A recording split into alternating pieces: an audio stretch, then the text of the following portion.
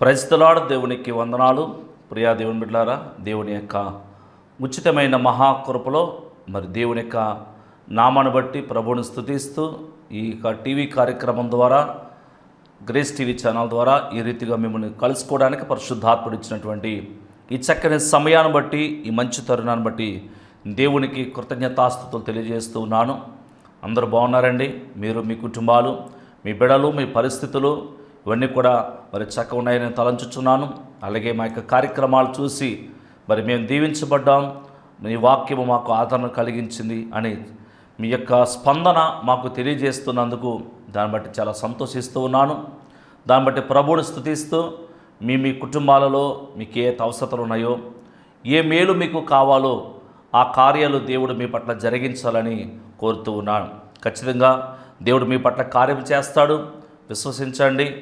మన ఓపికతో ప్రార్థనలో వెనుకాడకుండా, దేవుని నామాన్ని విడిచిపెట్టకుండా ప్రార్థన మనం కంటిన్యూ చేస్తూ ఉన్నప్పుడు ప్రార్థన చేయలేనటువంటి, ప్రార్థన సాధించలేనటువంటి కార్యం అంటూ ఏది లేదు. ప్రతి మాటకు దేవుడు ఒకరోజు ఆయన ఖచ్చితంగా జవాబిస్తారు, మిమ్మలను లేవనెత్తుతారు, సహాయం చేస్తారు. కాబట్టి ఎవరు కూడా నిరాశపడొద్దు, దేవుళ్ళ ముందుకి కొనసాగండి. పరిశుద్ధాత్ముడే మన కుటుంబాల్లో ఉన్నటువంటి ప్రతి విధమైనటువంటి అసమానతలు తొలగింపజేసి నూతన కార్యాలతో నింపి మేలు ఆశీర్వాదాలు దేవుడు మనకు మెండుగా దయచేస్తారు. మంచి దేవుని బిడ్డలారా, మీకు ఎవరికైనా బలహీనతగా ఉన్నా, ఇంకేదైనా అవసరాలు ఉన్నా మా యొక్క ఫోన్ నెంబర్ స్క్రీన్ మీద మీకు కనబడుతూ ఉంటుంది. ఆ ఫోన్ నెంబర్కి మీరు ఒక మెసేజ్ చేసినా పర్వాలేదు, వాట్సాప్ ఉంటుంది, లేదా కాల్ చేసి మీ యొక్క పేరు, మీ ఊరు, తర్వాత మీ అవసరత మాకు తెలియజేస్తే మేము మాతో పాటు మా సంఘంలో కూడా మీ కొరకు ప్రార్థన చేస్తాం. దేవుడు మనందరి యొక్క ప్రార్థనలను ఆలకించి ఆయన ఒక నూతన కార్యాన్ని జరిగిస్తూ ఉంటారు.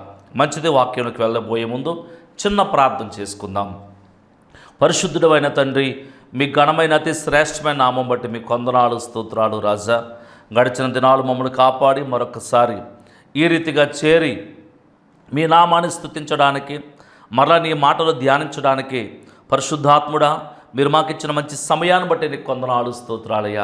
ఈ సమయంలోనైనా నీ మాటలను ధ్యానించుచుండగా నీ వాక్యము ద్వారా మాతో మాట్లాడండి నాయనా.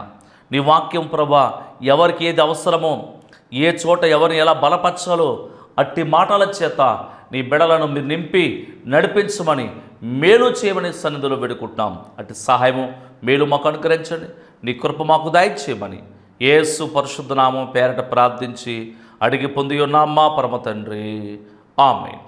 దేవుని వాక్యంలోకి మనం వెళ్ళబోయే ముందు ఈరోజు మనం ధ్యానిస్తున్నటువంటి అంశం ఏంటంటే తిరిగి సమకూర్చబడుట.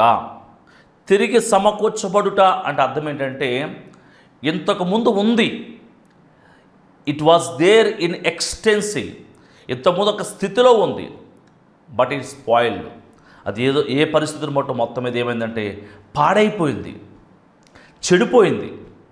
ఇప్పుడు ఏదైతే ఇంతకుముందు మనకు నచ్చినది ఉందో, లేదా ఏది చెడిపోయిందో ఆ చెడిపోయిన దానిని తీసివేసి ఇంతకుముందు ఏది అయితే మంచిగా ఉందో దానిని తిరిగి సమకూర్చుకోవడమే ఈరోజు మనం నేర్చుకోబోతున్న అంశం అన్నమాట.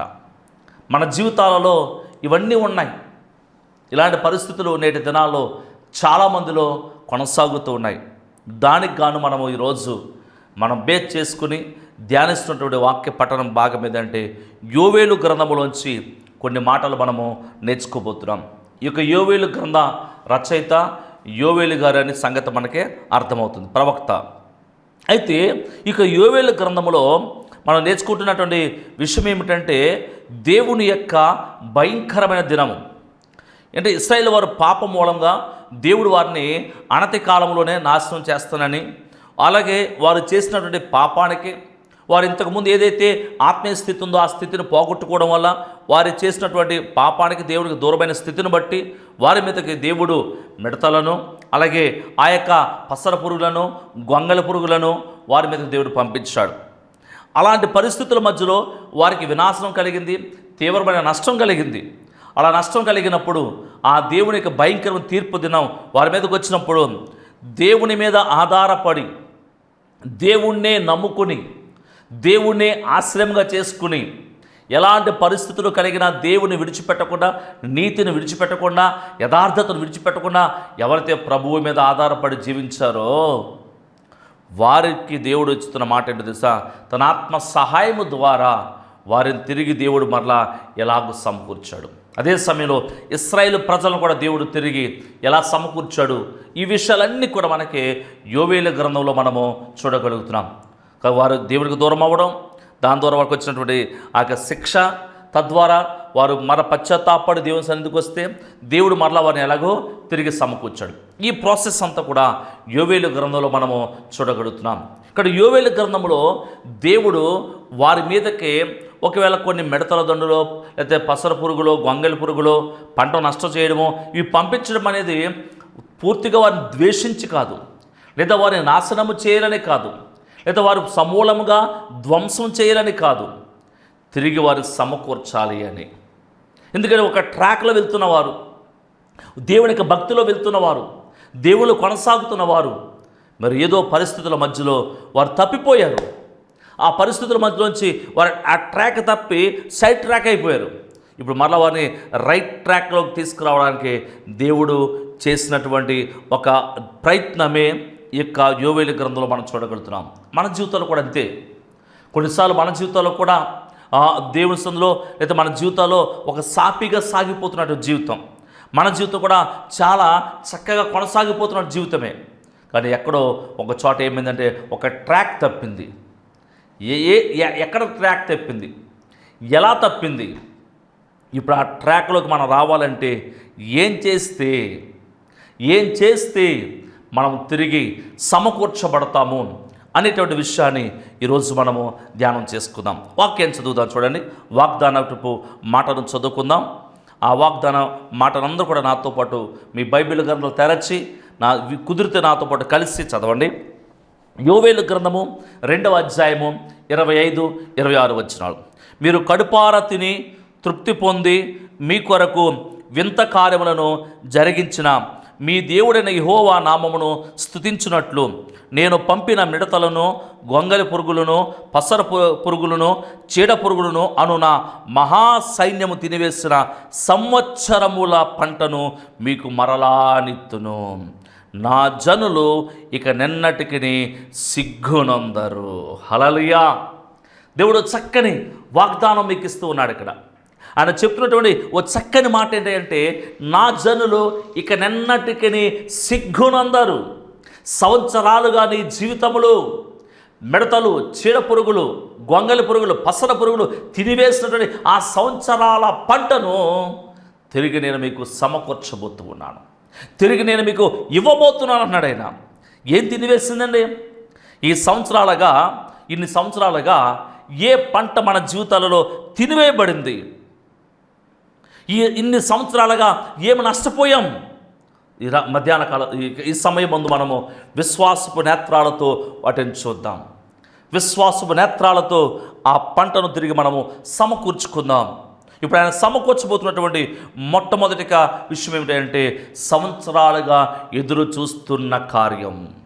నిజమే, అప్పుడప్పుడు నీ జీవితంలో నీ యొక్క బ్రతుకులో నీ అద్దం ముందు నిలబడి నువ్వు తల దూకుంటున్నప్పుడు నీ తలలో తెల్ల వెంట్రుకలు చూసి, నీ గడ్డను తెల్ల వెంట్రుకలు చూసి, లేకపోతే నీ చర్మములో లేకపోతే నీ తల ఊడిపోతున్న సందర్భాన్ని చూసి ఆ బట్టతలను చూసుకును, లేకపోతే నీ శరీరాన్ని చూసుకుని నా వయసు అయిపోతుంది, నా జుట్టు తెల్లబడిపోయింది, నా తల ఊడిపోతుంది, నా వయసు పెరుగుతుంది, ఆల్రెడీ 45 క్రాస్ అయ్యాను, ఇప్పటికే సగం జీవితం పైనే నేను ముందుకు కొనసాగి వచ్చాను, ఇన్ని సంవత్సరాలుగా ఎదురు చూస్తున్న ఈ మేలు, ఈ కార్యము నా జీవితంలో ఇంకా జరుగుతుందంటవా?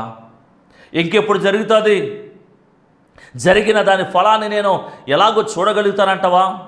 నేను అనుభవించగలుగుతానా? నేను ఆశించినటువంటి, నేను కోరుకున్నటువంటి, నేను తలంచినటువంటి, నేను ఊహించుకున్నటువంటి, నేను కలలు కడినటువంటి నా కలలు నెరవేర్చబడతాయా? వయసు పెరిగిపోతుంది. 10 సంవత్సరాలుగా ఎదురు చూస్తున్నానే, 20 సంవత్సరాలుగా ఎదురు చూస్తున్నాను. ఎప్పుడు ఈ ఆర్థిక పరిస్థితులు తీరుతాయి? ఎప్పుడు ఈ అప్పులు తీరుతాయి?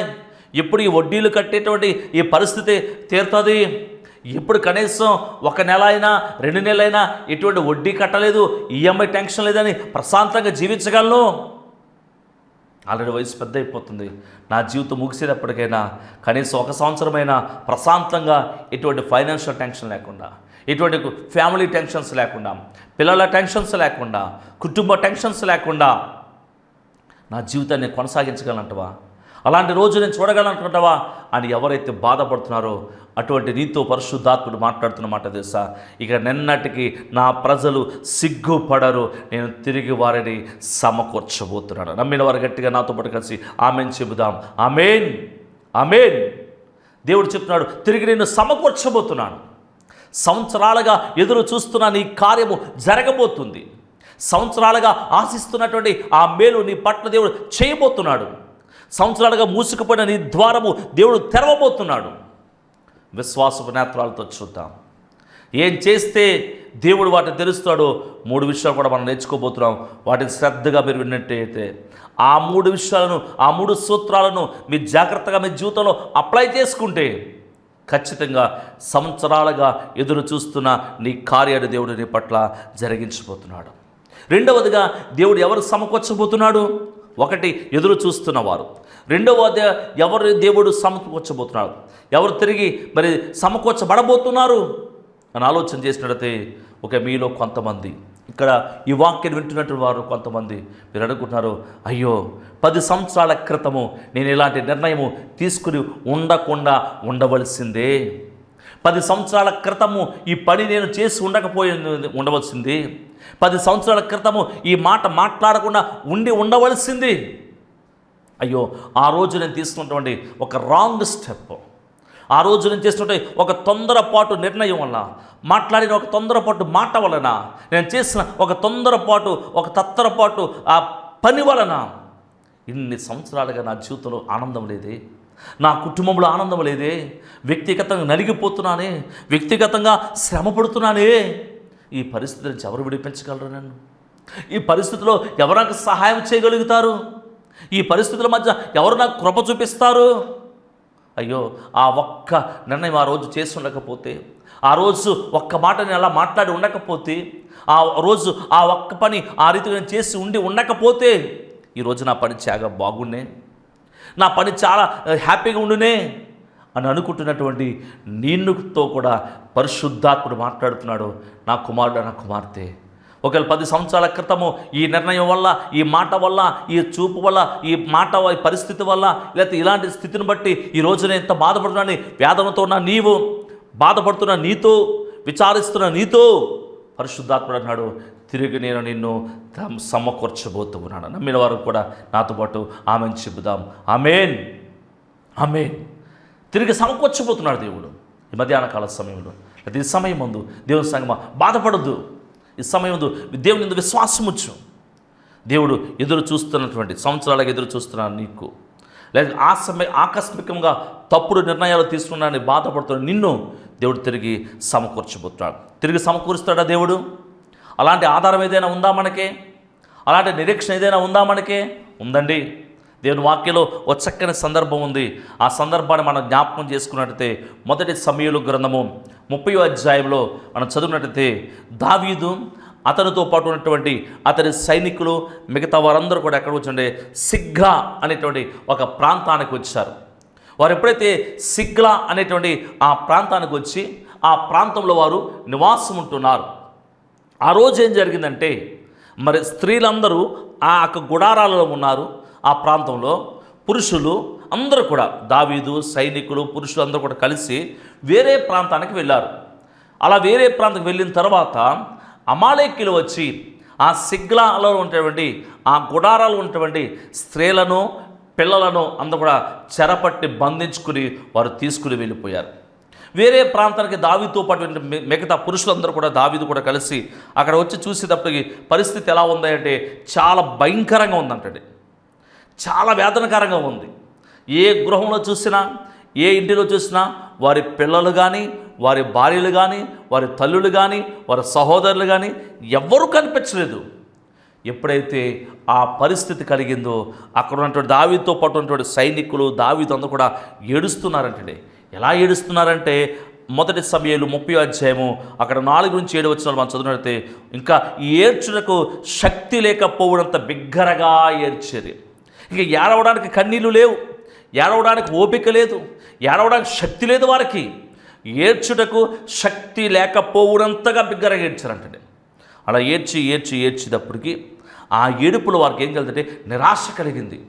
ఇలాంటి నిరాశ కలిగిందంటే ఇక తిరిగి అన్నటికీ తమ భార్యలను, తమ బిడ్డలను, తమ తల్లులను, తమ సహోదరులను తిరిగి మేము సంపాదించుకోలేము, తిరిగి వారిని మేము చూడలేము.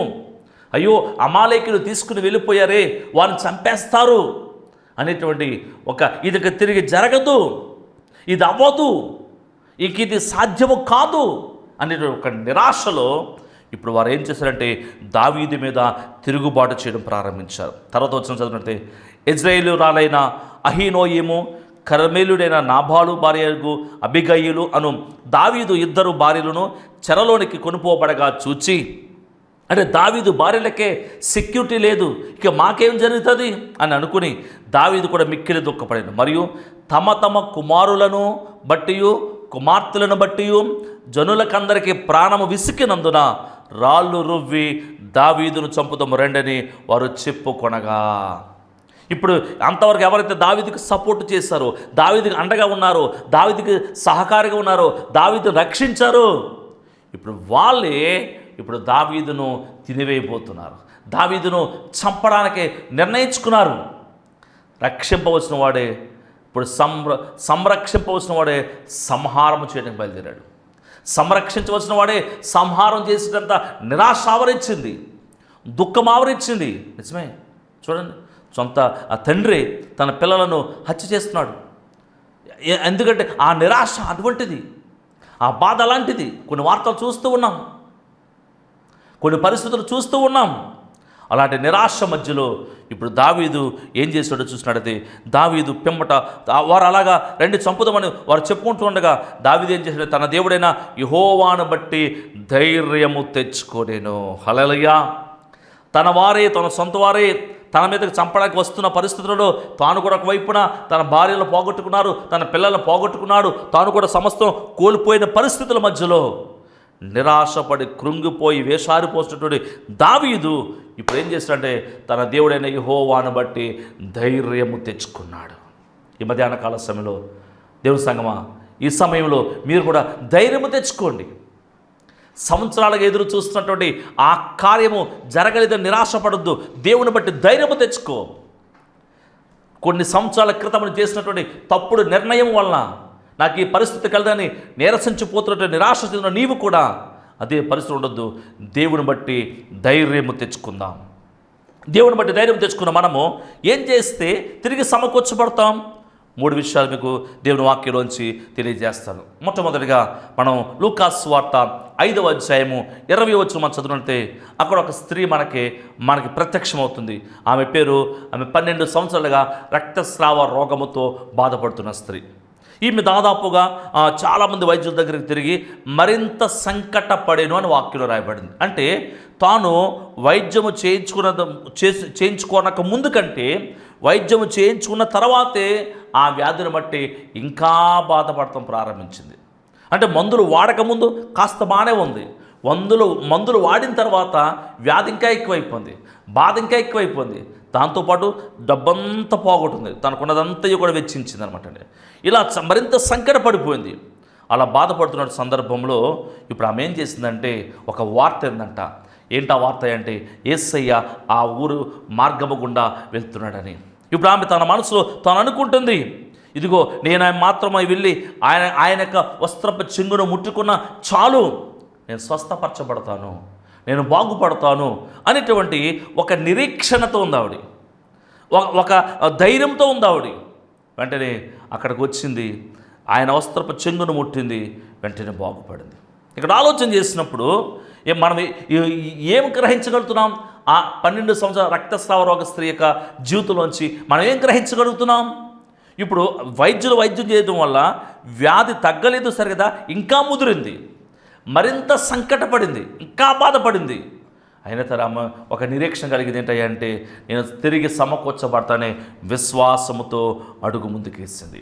ఇక్కడ మధ్య ఈ సమయంలో దేవుని బిడ్డలారా, మొట్టమొదటిగా నీకు ఉండవలసింది ఏంటంటే, నేను తిరిగి సమకూర్చబడతాను, తిరిగి దేవుడు నాకు సమకూరుస్తాడు, తిరిగి దేవుడు నాకు సహాయం చేస్తాడు అనేటువంటి ఒక విశ్వాసపు అడుగు మనం ముందుకేయాలి. అందుకే చెప్పాను, విశ్వాసపు నేత్రాలతో మన భవిష్యత్తును చూద్దాం. ఈ మానవ నేత్రాలతో చూస్తే నీ భవిష్యత్తు కనబడదు. నిరాశ కనబడుతుంది, వేదనే కనబడుతుంది, సమస్యలే కనబడతాయి, అడ్డంకులే కనబడతాయి, అవరోధాలే కనబడతాయి. కానీ విశ్వాసపు నేత్రాలతో చూడు, యేసయ్య తిరిగి నేను సమకూర్చబోతున్నాడు. అలాంటి పరిస్థితులు మనం చూసినప్పుడు అలాంటి ఉదాహరణ మనకు కనబడుతూ ఉంటాయి.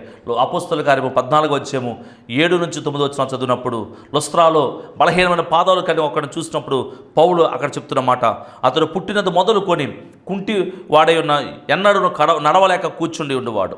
అతడు పౌలు మాట్లాడుతూ వీరును. పౌలు అతని వైపు తేరు చూచి స్వస్థత పొందుటకు అతనికి విశ్వాసం ఉన్నదని గ్రహించి నీ పాదమును ఊపి సరిగా నిలువమని బిగ్గరగా చెప్పినప్పుడు అతడు గంతులేస్తున్నాడు సాగాడు.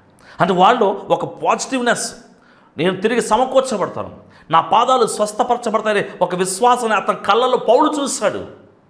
నువ్వు కూడా అటువంటి ధైర్యంతో విశ్వాసంతో ఉండాలి. మరి మన విశ్వాసము మరి డెవలప్ చేసుకుంటే ఎలాగండి? విశ్వాసము ఎలా అభివృద్ధి అవుతుంది మనకి? How can we increase our faith? మన విశ్వాసాన్ని ఎలా మనము ఇంక్రీజ్ చేసుకోవడము? ఒక స్త్రీని మీకు పరిచయం చేస్తున్నాం. ఆమె పేరు యోకెబెదు, అంటే మోషే తల్లి పేరు యోకెబెదు. ఆమెకు వచ్చి మరి హెబ్రీయులకు రాసిన పత్రిక 11:23-24 రాయబడిన మాట ఏంటంటే, అయితే ఆమె భయపడక, విశ్వాసం బట్టి ఆమె రాజాజ్ఞకు భయపడక. ఇప్పుడు దేనికి భయపడలేదు ఆవిడి అంటే, ఒకటి పరిస్థితికి భయపడలేదు, 2 శత్రువుకి భయపడలేదు, 3 సాతానికి భయపడలేదు. ఇప్పుడు భయము లేదు అన్నకు అర్థం ఏంటి? ఇతడు ధైర్యవంతుడు, వీడు భయస్తుడు కాదు అన్నకు అర్థం ఏంటి? అంటే ఏదో కేకలు వేసేస్తానో బొబ్బలేస్తానో ముందు దూసుకుపోతేనో అతడు ధైర్యవంతుడని కాదండి. ధైర్యవంతుడు, భయపడిన వాడు అంటే అర్థం ఏంటంటే, పరిస్థితులలో నీకు వ్యతిరేకంగా మార్చబడినప్పుడు, పరిస్థితులు నీకు అనుకూలంగా లేనప్పుడు, శత్రువు లేకపోతే సాతాను చుట్టూ పరిస్థితులను నీ ఆందోళన కలిగిస్తున్నప్పుడు, ఆ పరిస్థితుల మధ్యలో ఎవడైతే నిలబడతాడో, ఎవడైతే సహించగలుగుతాడో వాడు ధైర్యవంతుడు అనమాట. ఆ పరిస్థితులలో సహించగలగాలి, ఆ పరిస్థితులలో నిలబడగలగాలి. పారిపోయేవారుగా కాదు, పరిగెత్తుకుపోయేవారుగా కాదు, ఆ పరిస్థితులలో సహించగలగాలి, ఆ పరిస్థితులలో నిలబడగలగాలి. అలా ఎవడైతే ఉంటాడో వాడు ధైర్యవంతుడు. యోకెబెదు అలా అమ్రాము వీళ్ళిద్దరు నిలబడ్డారు. అందుకే మోషే నాయకుడు వచ్చాడు, లేకపోతే అహరోను అనే నాయకుడు వచ్చాడు, మిరియాము అనే ఆరాధకురాలు వచ్చింది. వారు నిలబడ్డారు. ఇక్కడ ధైర్యవంతుడు అంటే అర్థం అంటే వాడు నిలబడాలన్నమాట. అక్కడ మొట్టమొదటి పాయింట్ ఏంటంటే, మన విశ్వాసముతో ఉండాలి. ఏంటంటే తిరిగి సమకూర్చబడతాను అనగా ఆ విశ్వాసం ఎలా వస్తుందంటే, పరిస్థితులు ధైర్యంగా ఉండండి, నిలబడండి. రెండవ విషయంకి వచ్చినట్టయితే విధేయత కలిగి ఉండాలి. విధేయత అంటే అర్థం ఏంటి అంటే, చాలాసార్లు అనుకుంటాం చెప్పిన మాట వినడము లేకపోతే లోబడతాము అని అనుకోవచ్చు. ఒక ఉదాహరణ మీకు జ్ఞాపకం చేస్తాను. 2వ రాజుల గ్రంథము 5వ అధ్యాయంలో ఒక ఆయన మనకి కనబడతాడు. ఆయన పేరు నయమాను, సిరియా దేశపు సేనాధిపతి. అతనికి కుష్ఠరోగం ఉంది, చాలా యుద్ధాలు చేశాడు, విజయం సాధించాడు, కానీ రోగము తగ్గలేదు. అయితే ఇశ్రాయేలు జనం చెప్పింది, మా దేశంలో పాస్టర్ గారు ఉన్నారు, ఆయన దగ్గరికి వెళ్తే ప్రార్థన చేస్తూ తగ్గిపోతుంది. ఈయన బయలుదేరి వచ్చాడు, కానీ పాస్టర్ గారు బయటికి రాకుండా ఏం చెప్పాడంటే, యోర్దాను నదికి వెళ్ళిపోయి 7 మార్లు మునిగి లేచినట్టయితే స్నానం చేస్తే నీ ఒళ్ళు బాగవుతుందని చెప్పాడు. ఈయన సిరియా దేశం సేనాధిపతి కాబట్టి ఇతను వస్తే కనీసం పాస్టర్ బయటికి రాకుండా ఒక మాట పంపిస్తాడని కోపం వచ్చింది ఈయనకి. కోపం రాగానే తిరిగి కోపం తెలిపోతున్నాడు. ఇప్పుడు పనివాడు అన్నాడు, అయ్యా అతను ఏదైనా బంగారం ఇమ్మంటే, వెండి ఇమ్మంటే, వస్త్రాలు ఇమ్మంటే ఇస్తావు కదా? ఇస్తాను. మరి అతను ఏం చెప్పాడు? ఏమన్నా నిన్ను మునిగి స్నానం చేయమడు, అంతే కదా, చెయ్యొచ్చు కదా. సరే అన్నాడు. ఆలోచించి స్నానం చేశాడు, 7 మార్లు మునిగి తేలాడు, అతను బాగుపడ్డాడు. సరే, ఈ ప్రక్రియ అంతా మనకు తెలిసిందే. కానీ ఇక్కడ మనం ఏం జ్ఞాపకం చేసుకోవాలి? అతను విధేయత చూపించాడు దైవజనుడి మాటకు. విధేయత అంటే అర్థం ఏంటి ఇక్కడ అని ఆలోచన చేస్తే, అతను సేనాధిపతిగా ఉన్నాడు, సేవకుడు బయటకు వచ్చి కనీసం మాట్లాడలేదంటే ఒక రకమైన కోపం అతనిలో రేగింది, ఆవేశము. అతను ఒక రకమైనటువంటి ఆగ్రహంతో నిండిపోయి ఊగిపోతున్నాడు. ఇప్పుడు తిరిగి అతను యుద్ధాల్లో మునిగే ముందు జరిగిన ప్రక్రియ ఏంటంటే, అతడు తన కోపంలో ఉన్నటువంటి తన ఆవేశాన్ని అతడు క్షమించాడు, దాని నుంచి మరిచిపోయాడు అనమాట అండి. అందుకే అతడు తిరిగి సమకూర్చబడ్డాడు. మనం కూడా మన జీవితంలో మనం ఇతరులను ఫర్గివ్ చేయాలి, ఫర్గెట్ అవ్వాలంట. వారిని క్షమించాలి, కొన్ని విషయాలు మనం మర్చిపోయే వరకు ఉండాలి. మనం క్షమించుతాం కానీ మనసు అదే ద్వేషాన్ని, అదే యొక్క ఆవేశాన్ని, అదే కోపాన్ని నింపుకున్న వారికి మనం ఉండకూడదు. ఏదైనా పరిస్థితులలో శత్రువు కానీ పరిస్థితులు కానీ ఏదైనప్పుడు దేవుడికి అప్పగించండి. దేవుడే క్షమించమని చెప్పాడు కాబట్టి క్షమించడం మాత్రమే కాదు, ఆ క్షమించిన దాన్ని మర్చిపోయేలాగా ఉంటే అది నిజమైన విధేయత. అలా నువ్వు చేసి చూడు, నీ జీవితంలో తిరిగి సమకూర్చబడతావు. ఒకటి, సమకూర్చబడతాను విశ్వాసం ఉండాలి. రెండు, విధేయత ఉండాలి. విధేయత అంటే నువ్వు క్షమించాలి, మర్చిపోవాలి. మూడవదిగా అనుకూలపు మాటలే పడకాలన్నమాట. అంటే నా బ్రతుకింతే, నా స్థితి ఇంతే, ఇక నీకు బాగుపడను, నా స్థితి మారదు, నా పరిస్థితులు మారవు అనేటువంటి నెగిటివ్ మాటలు కాకుండా ఖచ్చితంగా నేను బాగుపడతాను, దేవుడు నా పట్ల కార్యం చేస్తాడు, నా దేవుడు శక్తిమంతుడు, నా దేవుడు గొప్పవాడు, నా దేవుడు సహాయకుడు అనేటువంటి ఒక విశ్వాసపు అనుకూల మాటలే మనం పడకాలి. ఎందుకంటే మన టంగ్ అట్ పవర్. నీ నోటి మాటతో నువ్వేమి పలుకుతావో అది నీకు ప్రాప్తిస్తుంది. జాగ్రత్త. నీ బిడ్డల గురించి కానీ, నీ కుటుంబానికి గురించి కానీ, నీ పరిస్థితి గురించి నేను అన్నాడు పేదవాడిని అంటావా, పేదవాడిగానే ఉంటావు. లేదా నీ పిల్లలు నువ్వు అలాగైపోతావు, ఇలాగైపోతావు నీ ఇష్టమైన మాట్లాడుతున్నావా, అలాగే ఉంటే వారు భవిష్యత్తులో జాగ్రత్త. నీ నోట నుంచి వచ్చే ప్రతి మాట కూడా జాగ్రత్త కలిగి పలకాలి. ఆశీర్వచనపు మాటలు పలకాలి. ఆ నోట నుంచి వచ్చే మాట మంచి అనుకూలమైన మాట నువ్వు పలికే వ్యక్తిగా ఉన్నట్టయితే ఖచ్చితంగా నీ జీవితంలో తిరిగి సమకూర్చబడతావు. కాబట్టి మధ్యాహ్న కాల ఈ సమయంలో దేవుని బిడ్డలారా మరొకసారి జ్ఞాపకం చేస్తున్నాను, తిరిగి సమకూర్చబడతావు. సంవత్సరాలు ఎదురు చూస్తున్నావా, లేదా 10 సంవత్సరాల క్రితమో కొన్ని సంవత్సరాల క్రితమో నువ్వు తీసుకున్న తప్పుడు నిర్ణయం బట్టి ఈరోజు బాధపడుతున్నావా, ఏ పరిస్థితి అయినా సరే తిరిగి సమకూర్చబడతావు. దేవుడు సమకూర్చడానికి ఒక ఆధారం మనకుంది. అయితే చేయాల్సిన 3 పనులు చెప్పుకున్నాం. 1, మన విశ్వాసంతో ఉండాలి. 2, విధేయత కలిగి ఉండాలి. 3, అనుకూలపు మాటలే మాట్లాడాలి. ఎలా ఉన్నాము ఈ మధ్యాహ్న కాల సమయంలో ఒకసారి పరిశీలన చేసుకుందాం. దయచేసి కళ్ళు మూసుకుందాం. కళ్ళు మూసుకు ఒక నిమిషం సన్నిధిలో ప్రార్థన చేసుకుందాం. దేవునికి సంధానంలో ఒక నిమిషం ఆలోచన చేసుకుందాం. మన జీవితాల్లో ఎవరైనా క్షమించవలసిన వారు ఉన్నారా? ఏదైనా సంగతులు ఇంకా మనం మర్చిపోవాల్సి ఉన్నాయా? అయితే క్షమించేద్దాం, వాటిని మర్చిపోతాం, వాటిని విడిచిపెట్టేద్దాం. దేవుని సన్నిధికి, దేవుని చేతులకు మన పరిస్థితిని అప్పగించుకుందాం. ఆయన తిరిగి నిన్ను సమకూరుస్తాడు. అనుకూలపు మాటలే మాట్లాడు. అలాగే దేవుని సన్నిధిలో నేను సమకూర్చబడతాననే విశ్వాసం కలిగి ఉండు. ప్రార్థన చేసుకుందాం. పరిశుద్ధుడా నీకు వందనాలు, స్తోత్రాలు నాయనా. అయ్యా, మా జీవితాల్లో తిరిగి మేము సమకూర్చబడాలంటే ఎవరు సమకూర్చబడతారు, ఎలా సమకూర్చబడతారో చాలా వివరంగా మాతో మాట్లాడినేసయ్యా నీకు వందనాలు. ఈ మాటలు వింటున్నవారు ఈ టీవీ కార్యక్రమం ముందునైనా, ఇక్కడ యూట్యూబ్ కార్యక్రమం ముందు కూర్చుని ఈ మాటలు వింటున్న వారిలో ఎవరైనా ఎలాంటి పరిస్థితులు ఉన్నవారు ఉంటే ప్రభా, ఈ సమయం ముందు ప్రభా వారిని చేతులకు అప్పగిస్తున్నాను తండ్రి. వారి జీవితాలు తిరిగి సమకూర్చబడాలి. అయ్యో, నా జీవితంలో నా వయస్సు పెరిగిపోతుంది, పరిస్థితులు తారుమారైపోతున్నాయి, నా బలము తగ్గిపోతుంది, నేను ఎప్పుడు ఇంకా ఈ కార్యాన్ని చూస్తానని నిరాశతో ఎదురు చూస్తున్న వారు ఈ సమయం ముందు ప్రభా వారు తిరిగి సమకూర్చబడుదురు గాక అని ప్రార్థన చేస్తున్నాను తండ్రి. అయ్యో, నేను కొన్ని సంవత్సరాల క్రితము ఈ నిర్ణయం తీసుకుని ఉండకపోతే, ఈ మాట పలికి ఉండకపోతే, ఇలాగ చేసి ఉండకపోతే ఈరోజు నా బ్రతుకుండేదే, ఇలాగ చేస్తాను కాబట్టి ఇలాగ నలిగిపోతున్నానని బాధపడుతున్న వారిని బట్టి కూడా ప్రార్థిస్తున్నాను తండ్రి. ఇప్పుడే వారి జీవితాల్లో ఒక నూతన కార్యము జరుగును గాక. బలపరచండి తండ్రి, ధైర్యపరచండి ప్రభా, నూతన కార్యాలు జరిగించండి తండ్రి. ప్రతి వ్యాధి నుంచి విడుదల కలిగించి ఒక ఆనందముతో నింపమని యేసు పరిశుద్ధ నామం పేరట ప్రార్థించి అడిగి పొంది ఉన్నాం మా పరమ తండ్రి. ఆమేన్. దేవుని బిడ్డలారా, ఇంకా మీకు ఏదైనా ప్రార్థన అవసరం ఉంటే తప్పకుండా మాకు తెలియచేయండి. మేము మీకోసం ప్రార్థన చేస్తాం. స్క్రీన్ మీద కనిపించే ఆ నెంబర్ ఫోన్ చేయండి. దేవుడు మేము దీవించును గాక. ఆశీర్వాదం. సర్వలోకాన్ని సృష్టించిన సృష్టికర్తైన దేవుని ప్రేమ, మన కొరకు తన ప్రాణం అర్పించి తిరిగి లేచిన యేసుక్రీస్తు వారి కృప, ఆయన రాకడికి మనం సిద్ధపరచు పరిశుద్ధాత్మ దేవుడు అన్యోన్య సహవాసము తిరిగి మీ జీవితాలను తిరిగి సమకూర్చును గాక. ఆమేన్. అందరికీ వందనాలు.